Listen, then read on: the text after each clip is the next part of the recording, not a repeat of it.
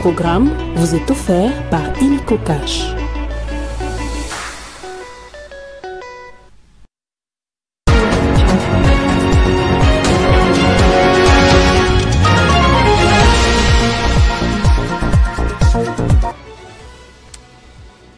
On va commencer ce journal par le nouveau bilan des pluies diluviennes du 4 et 5 avril dernier. Il est passé à 75 morts. Le gouvernement continue de tout mettre en œuvre pour la prise en charge des sinistrés et des familles des victimes. Et c'est une autre affaire qui prend de l'ampleur dans le contexte de la guerre d'agression en RDC, le retour du débat sur le fédéralisme. Le gouvernement a réagi, Patrick Mouyaya a dénoncé une polémique malsaine et indécente. Et puis la guerre commerciale sino-américaine a pris une autre tournure. Les influenceurs chinois ont lancé une tendance sur les réseaux sociaux démystifiant les prix des marques occidentales en comparaison à leur prix de production en Chine. Un phénomène qui gagne du terrain et qui pourrait ternir l'image de marques de produits de luxe du monde. On va parler aussi sport dans ce journal. Le quart de finale retour de la Ligue des Champions débute ce mardi avec deux équipes qui chercheront à tout prix une qualification en demi-finale. Le FC Barcelone qui va faire face à Borussia Dortmund et le PSG qui doit rencontrer Aston Villa. Bonjour à tous et bienvenue dans ce journal à la une. Je le disais, le bilan des inondations à Kinshasa a été revu à la hausse. 75 morts, 20 disparus et plus de 150 blessés. Plus de 200 000 familles en détresse espèrent ou s'attendent à la prise en charge du gouvernement. Un appel à la solidarité a été lancé au niveau de Kinshasa. Pour rappel, les sinistrés sont accueillis au stade des Martyrs, au stade Tata Raphaël, mais aussi à l'Institut Lumumba.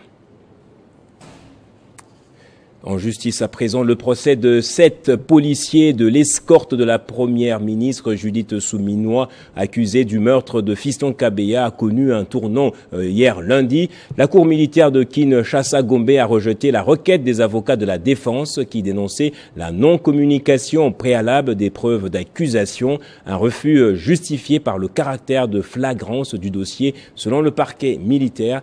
Lors de cette audience, le magistrat du parquet militaire a affirmé que Fiston Kabeya a été tabassé avant sa mort par les 7 policiers commis à la sécurité de la première ministre.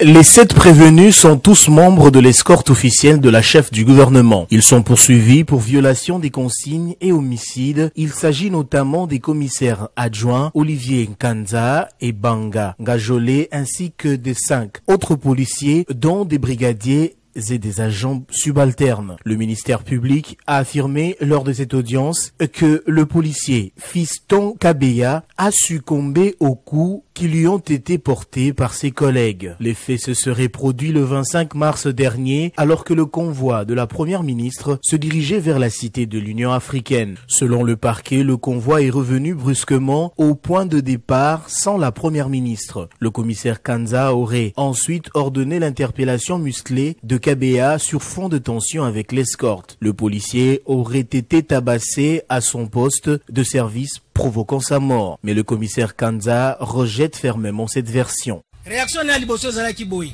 Monsieur natangisa bino na école nini? Ilobani ya liboso yango wana. Tokipe ete.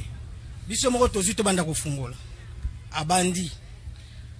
Bo lungba kuna. Lungwa.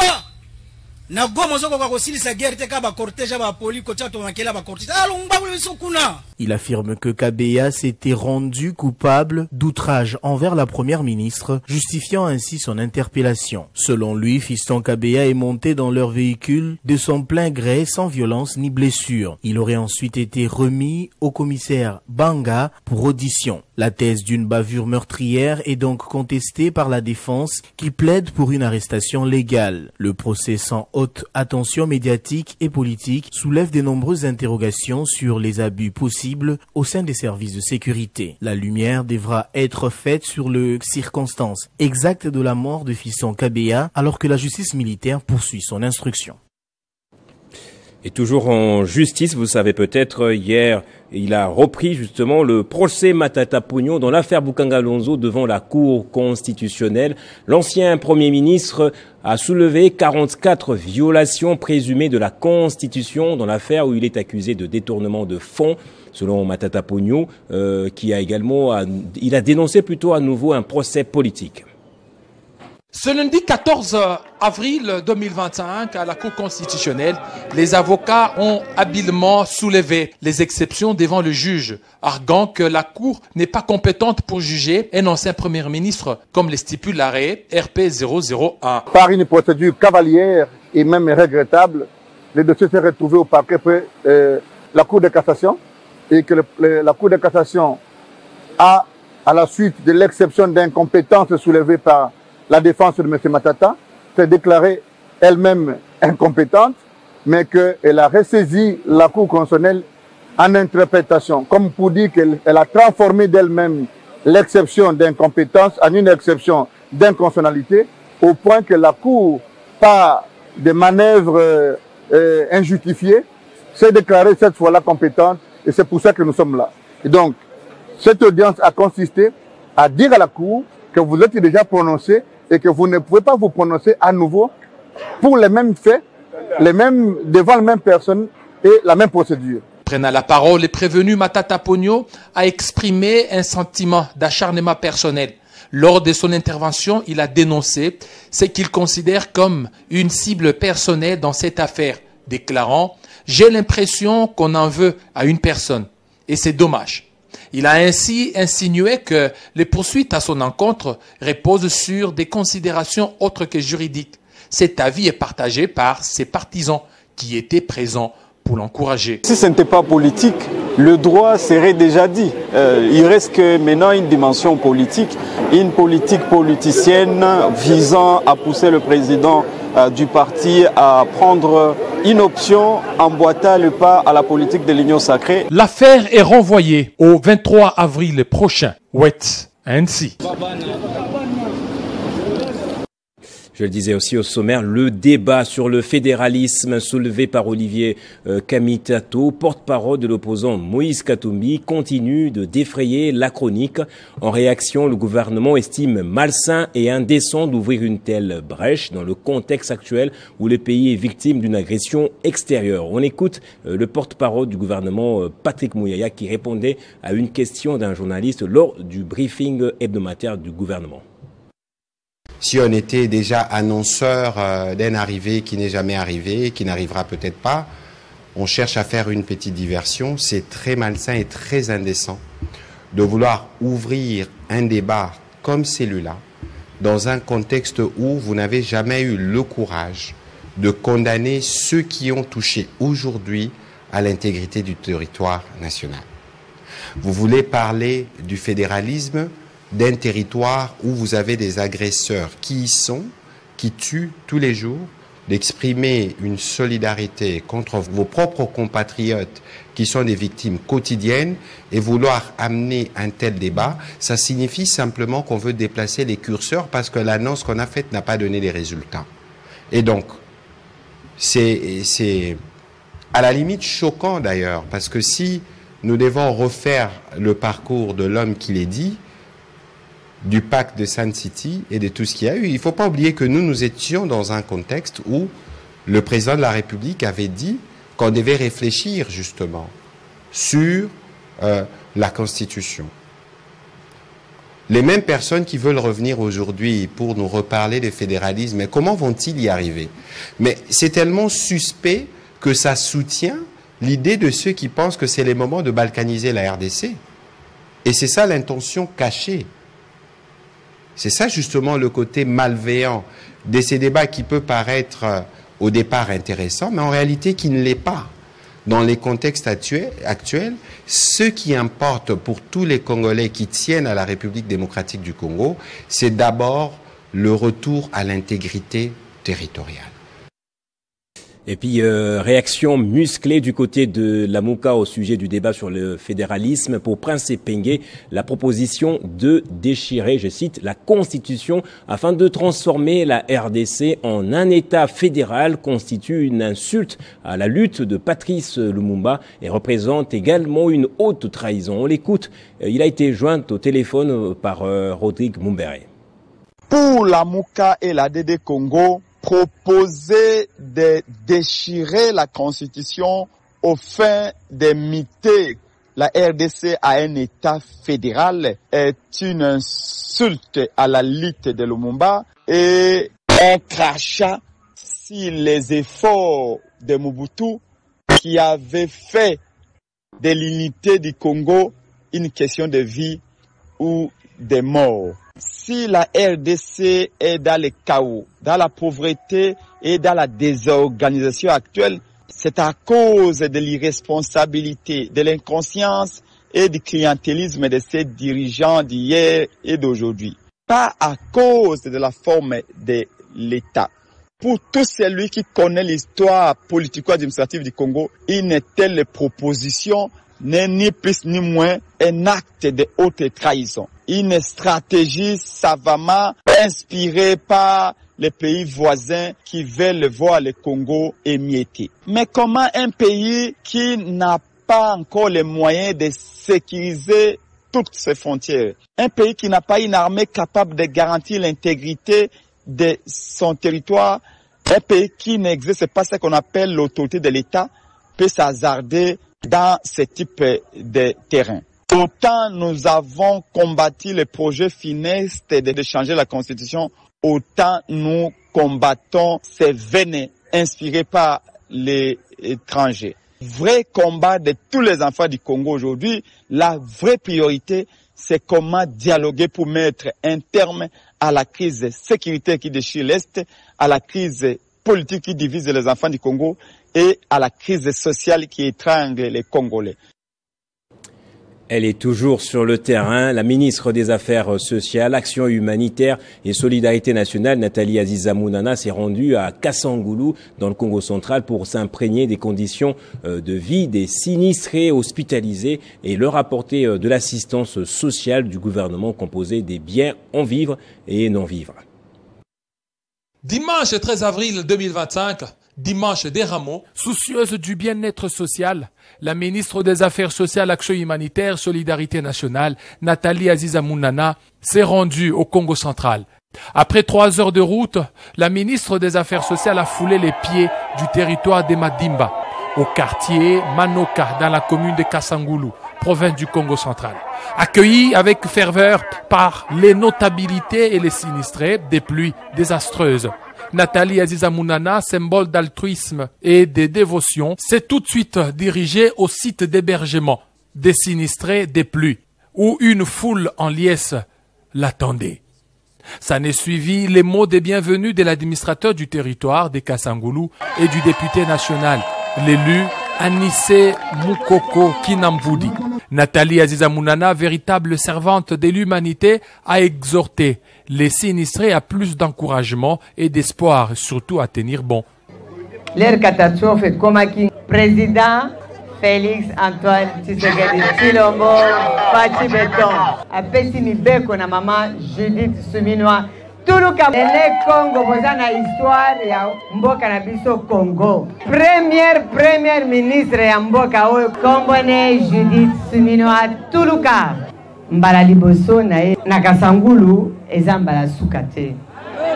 De temps en temps na bandoko ya gouvernement ekotika bino te. Félix Antoine Tshisekedi Tshilombo président na biso akobosa na bino te. Yango aepesaki instruction na mama premier ministre na ya mbangu pour na koya kosunga bino boete ba mama. Dans un acte de solidarité nationale, elle a offert vivre et non vivre, biens de première nécessité et matelas, apportant réconfort et soutien aux victimes en besoin. Pour clôturer cette journée, Nathalie Aziza Mounana s'est dirigée à l'hôpital général des références de Kasangulu, où elle a rendu visite à quelques victimes blessées avant de regagner Kinshasa. L'actualité en Afrique et dans le monde à présent, l'Algérie a défendu lundi sa décision souveraine d'expulser 12 agents français en faisant porter au ministre français de l'Intérieur Bruno Retailleau la responsabilité entière de ce regain de tension entre Alger et Paris. Ce ministre qui excelle dans les barbouzeries à des fins purement personnelles est en manque flagrant de discernement politique, ont dénoncé les autorités algériennes. Commentaire de Moïse Chamala. Dans un communiqué, le ministère algérien des Affaires étrangères a confirmé que ces 12 personnes avaient été déclarées persona non grata en réponse à l'arrestation en France d'un agent consulaire algérien, un acte indigne qui est à la conséquence de l'attitude négative infligeante et conséquence du ministère de l'Intérieur français vis-à-vis de l'Algérie. 3 personnes, dont un agent consulaire algérien soupçonné d'être impliqué dans l'enlèvement de l'influenceur Amir Boukors en avril 2024, ont été mises en examen ce vendredi 11 avril pour arrestation, enlèvement, séquestration ou détention arbitraire suivie des libérations avant les 7e jours en relation avec une entreprise terroriste selon les PAC national terroriste français. Ces nouvelles tensions entre Paris et Alger intervient une semaine après la visite dans la capitale algérienne du ministre des Affaires étrangères français à l'issue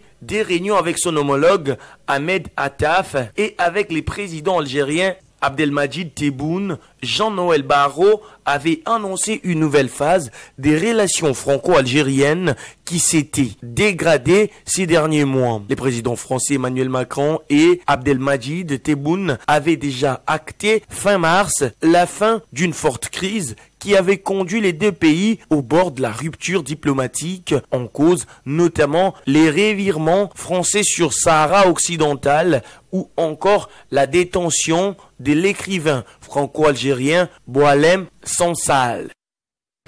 Et dans le monde, les influenceurs chinois se sont mêlés à la guerre commerciale qui oppose leur pays aux États-Unis d'Amérique en dévoilant à travers des vidéos devenues virales sur TikTok, par exemple, les vrais prix des produits de luxe occidental tels que Chanel, Louis Vuitton, fabriqués en Chine. Ils ont exprimé leur frustration face aux surtaxes douanières imposées par Donald Trump et veulent par ce geste-là renforcer l'image du Made in China. C'est un phénomène qui envahit les réseaux sociaux où des influenceurs chinois ayant des millions d'abonnés s'évertuent à travers des vidéos parfois amusantes à révéler les prix exorbitants des marques de luxe occidentales. Parmi les produits dans leur collimateur, les vêtements, les bijoux, les sacs vendus à des prix astronomiques en Europe ou aux États-Unis, 10 fois les prix de leur production en Chine. Le buzz veut démystifier le luxe et peut-être favoriser les alternatives locales chinoises. Il s'inscrit dans une forme de fierté nationale à la suite de la guerre commerciale des droits de douane entre la Chine et les États-Unis d'Amérique, poussée par une frustration des Chinois à cause des différentes surtaxes. Ces révélations pourraient ternir donc l'image et l'aura d'exclusivité des marques comme Louis Vuitton ou Chanel. Sur les réseaux sociaux, les internautes se montrent ébahis et commencent à voir ces produits comme surestimés. Ces vidéos font donc déjà l'effet boule de neige partout dans le monde. Des influenceurs occidentaux les partagent souvent avec des commentaires comme « on nous prend pour des idiots » ou « les luxes, c'est juste du marketing ». Sur X, certains posts soulignent l'ironie de la situation, proposant même de faire du shopping en Chine. Mais pour limiter les casses, un compromis douanier doit être trouvé en négociant une baisse des droits des douanes, pousser aussi les marques de luxe à plus de transparence et des prix ajustés. On va terminer en sport. Se qualifier en demi-finale de la Ligue des Champions plusieurs années après reste... Place au rappel des titres à présent. Le nouveau bilan des pluies diluviennes du 4 au 5 avril a été revu à la hausse. Il est passé à 75 morts. Le gouvernement continue de tout mettre en œuvre pour la prise en charge des sinistrés et des familles des victimes. Et c'est une autre affaire qui prend de l'ampleur dans le contexte de la guerre d'agression, le retour du débat sur le fédéralisme en RDC. Le gouvernement a réagi. Patrick Mouyaya a dénoncé une polémique malsaine et indécente.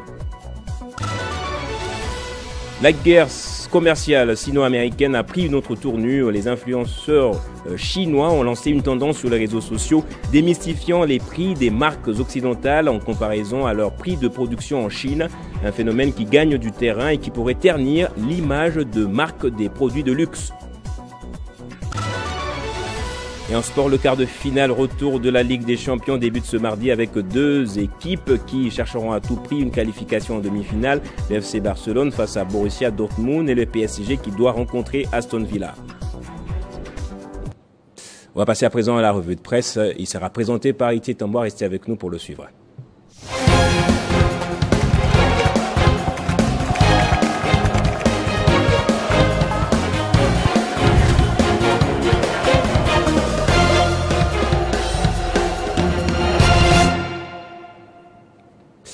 La revue de presse à présent, bienvenue à vous si vous venez de nous rejoindre. Héritier déjà entré également. Bonjour, bienvenue à toi Héritier. Merci beaucoup Gaëtan Kobaboranzi et salutations respectueuses à toutes ces personnes qui nous suivent de partout. Trois titres pour cette présentation. D'abord, la proposition fédéraliste d'Olivier Kamitatou divise.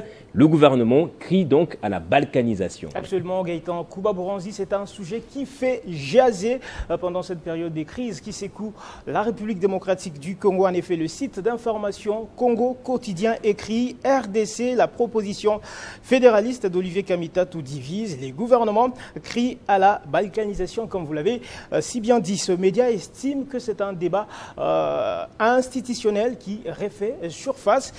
Création de la République fédérale, c'est indécent d'introduire un sujet sur le fédéralisme alors que le pays traverse une crise sécuritaire grave. Réaction du ministre Patrick Mouyaya, écrit dès son côté les sites d'information surveillance. Patrick Mouyaya s'est dit être surpris de voir que pareille proposition proviennent du camp politique de ceux qui s'étaient opposés à l'initiative du président de la République de mettre en place une commission pouvant tabler sur la question liée au changement de la Constitution. D'un média à un autre, enquête.cd écrit « Fédéralisme en RDC, une bombe politique » signé Kamitatou. Dans une tribune, rapporte ce site d'information, Kamitatou a, n'est-ce pas, détaillé sa vision d'un Congo fédéral structuré autour des 5 grandes régions autonomes, l'Oriental, l'Équateur, le Congo, le Kasaï et le Katanga.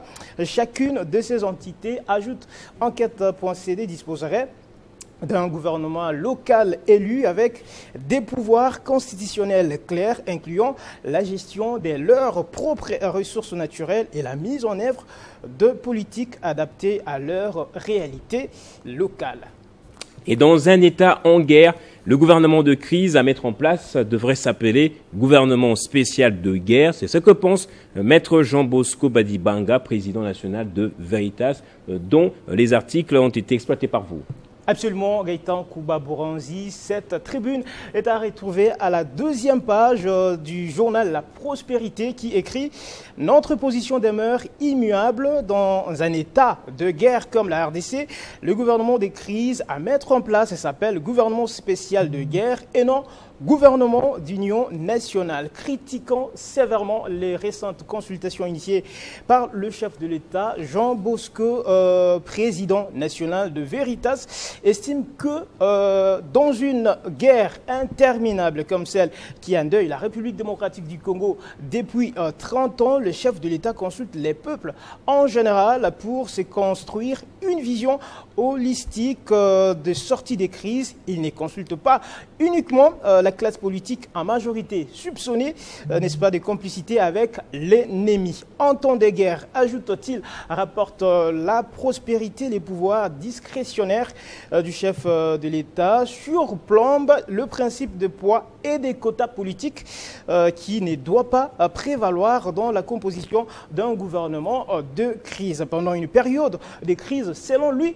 toujours Gaëtan Kobaboranzi, il y a des charges sensibles qui ne doivent pas être déléguées au fils, c'est-à-dire aux Congolais lambda, mais dont le chef de l'État doit s'occuper personnellement des peurs que la confusion règne entre le blé et l'ivraie. Gaëtan, c'est notamment la sélection des membres du prochain gouvernement dont on parle, gouvernement des crises, parmi les patriotes nationalistes irréprochables, compétents, laborieux et guerriers. Et on va terminer au Soudan pour parler du conflit qui ravage le pays. Plus de 30 millions de personnes ont désespérément besoin d'aide alors que s'ouvre une conférence sur le pays à Londres. Eh bien pour France 24 qui écrit après 2 ans de guerre au Soudan, une conférence à Londres sur une catastrophe majeure. La rencontre a pour objectif, Gaëtan Kouba-Bouranzi, mobiliser la communauté internationale pour mettre fin au conflit qui dévaste depuis 2 ans, jour pour jour, ce pays.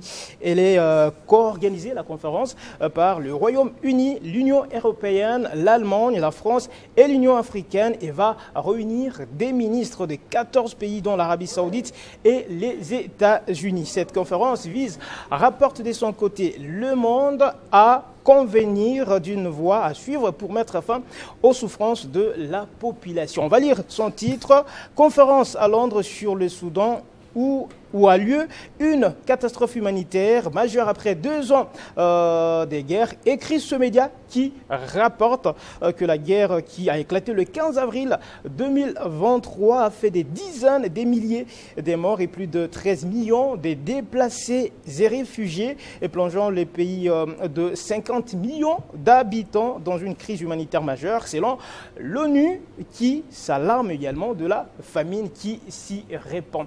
Voilà qui va mettre fin à notre revue de presse de ce mardi. Gaëtan Kouba-Bouranzi. Je te remercie pour cette présentation fantastique. Merci beaucoup. Merci beaucoup. Sinon, par ici, vous l'avez compris, que va se refermer ce journal. Merci à vous également de l'avoir suivi. L'actualité continue sur votre chaîne. De ma part, je vous souhaite une très bonne journée de mardi chez vous.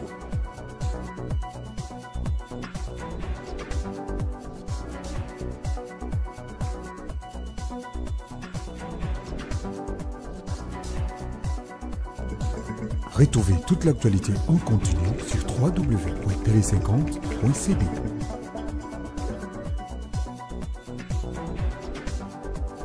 Ce programme vous a été offert par Illico Cash.